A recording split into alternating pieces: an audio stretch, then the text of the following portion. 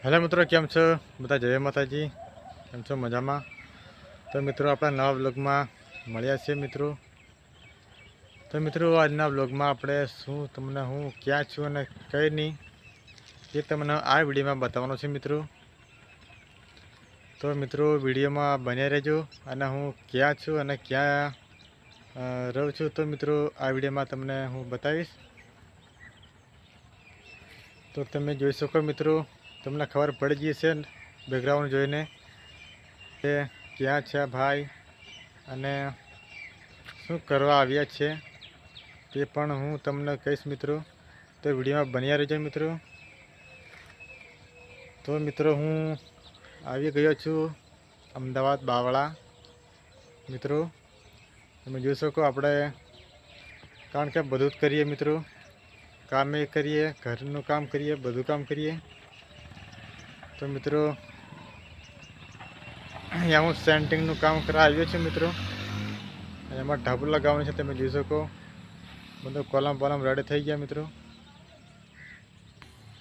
તો મિત્રો, આવું અમારું કામ છે. જુઓ અહીંયા,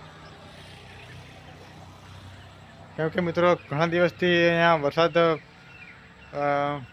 એટલે કે પડ્યો નહોતો, એટલે અમે આજે આવ્યા ને વરસાદ ફૂલ પડી ગયો. એટલે મિત્રો જો અહીંયા પાણી પણ ફૂલ ભરાઈ ગયું છે. તો મિત્રો, આજે તો કામ થાય નહીં. તો મિત્રો, જુઓ આજુબાજુની જગ્યા મિત્રો, પાણી ભરાઈ ગયું છે મિત્રો, જોઈ શકો.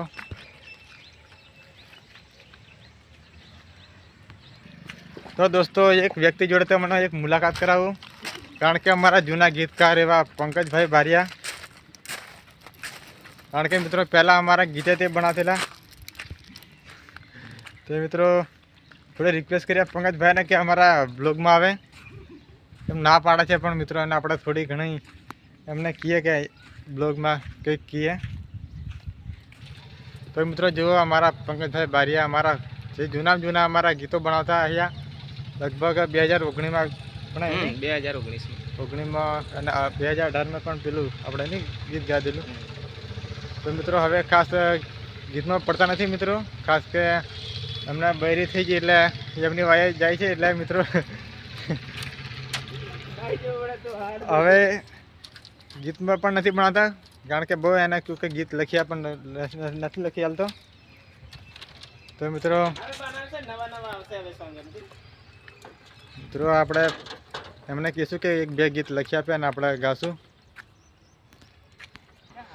તો મિત્રો, હવે આપણે રહેવાનું કેવું છે કેવું નહીં તે પણ આપણે જોઈએ અંદર, અને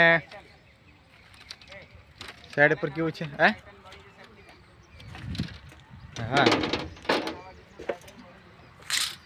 તો મિત્રો હવે આપણે છે ને થોડુંક રહેવાનું કેવું છે એ પણ આપણે તમને બતાવું મિત્રો. આમ ખુલ્લામાં છે એટલે આમ બધું સારું છે રહેવાનું, કારણ કે બાકી સિટીમાં હોય કે આપણે ના ફાવે.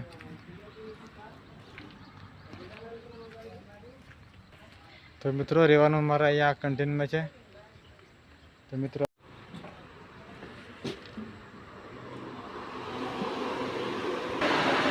જુઓ, અહીંયા આ લોકો ઊંઘી ગયા છે મિત્રો. મિત્રો અહીંયા અમારા બધા માણસો રહે છે મિત્રો. રહેવાની મારે આવ્યું છે મિત્રો. અહીંયા તમે પંખા પણ છે, એસી પણ છે મિત્રો, જોઈ શકો. મિત્રો, રહેવાની સુવિધા સારી છે. અને રસોડું ક્યાં રૂમ છે તે આપણે રસોડું જોવા જઈએ, ક્યાં રૂમમાં છે. રસોડું બહાર રાખેલું છે. તો મિત્રો હવે આપણે બહાર જઈએ. તો મિત્રો, અંદરની તમને નજારો દેખાડ્યો રહેવાનું મિત્રો. તો મિત્રો, હવે આપણે રસોડું, કારણ કે બીજી રૂમમાં બનાવે છે, કારણ કે અંદર બનાવ્યું નથી, એટલા માટે રૂમ નોખી બનાવેલી છે મિત્રો જમવા બનાવવાનું.